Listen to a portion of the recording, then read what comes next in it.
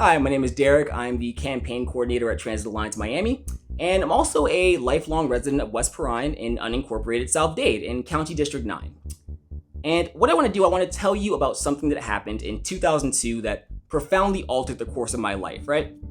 And what happened was, in 2002, there was this idea that was planted into the head of little 7-year-old me.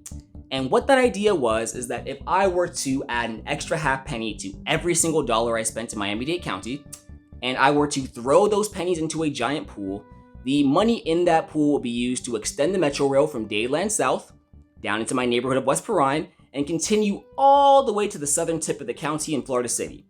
So that would have been a 20-mile extension of the metro rail, which was an awesome idea to me at 7 years old. The problem is, it's been nearly 20 years.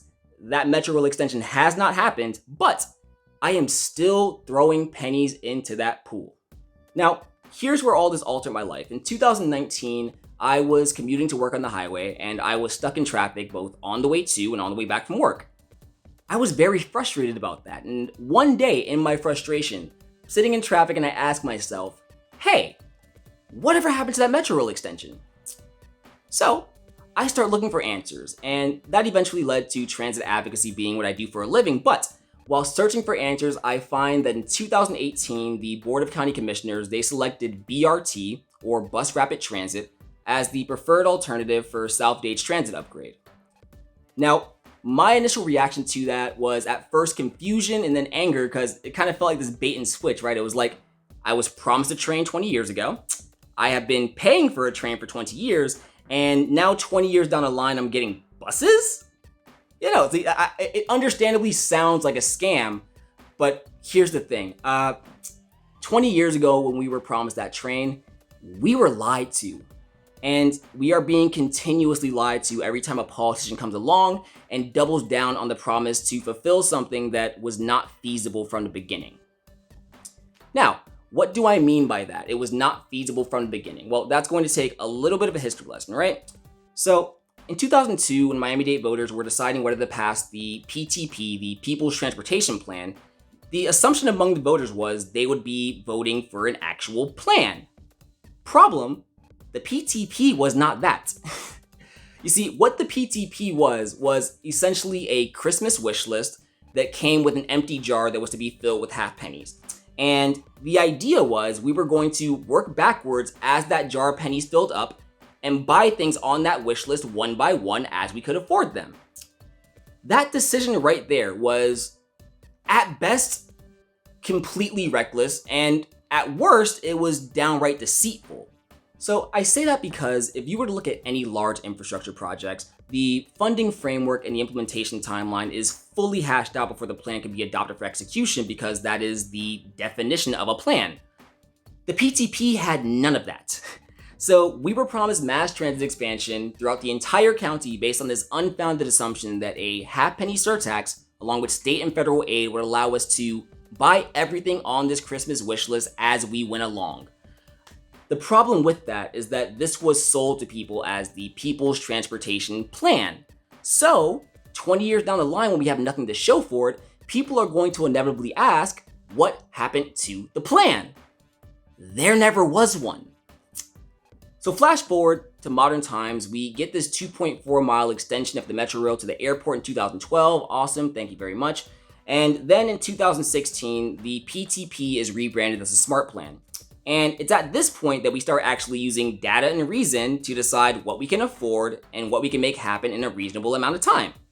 Here's the part where politicians have decided to either continue deliberately selling a lie to their constituents or have just genuinely proven to be ignorant on the facts of the matter, neither of which are a good look for elected officials. For example, when I first heard of BRT, my first thought was this is just more buses. But when I actually looked at the reports that define what BRT is, when I looked at the reports that compared it side by side to a metro rail extension, it became clear to me this is not just more buses. This is a functionally identical form of transportation at a fraction of the cost.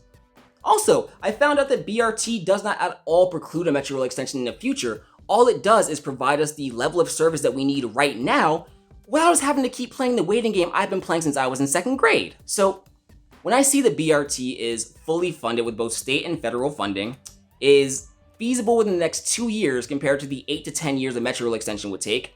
Plus the fact that the FTA will not fund Metro Rail without us having the density to justify it, which we do not. The question I have now is, why wouldn't we just do BRT?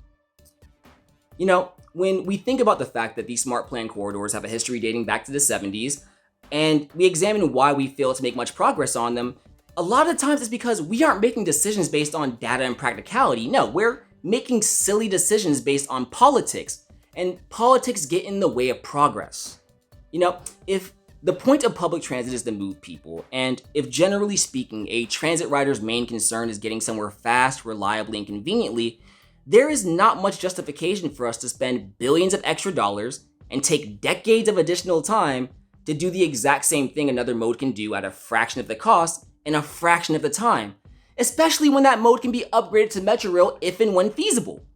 And listen, we get it. It is scary from a political standpoint to make statements like this to people that have been waiting for Metro Rail expansions for as long as they can remember.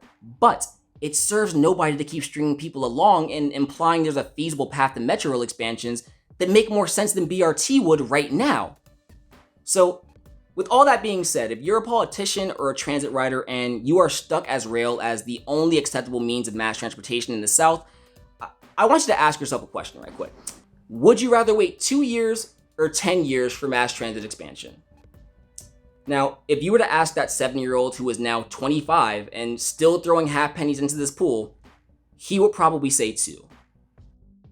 Leave us a comment here, hit us up on Twitter or send us an email, and let's keep this conversation going. Let's really get to the bottom of what it is transit riders want and how long they're willing to wait for it.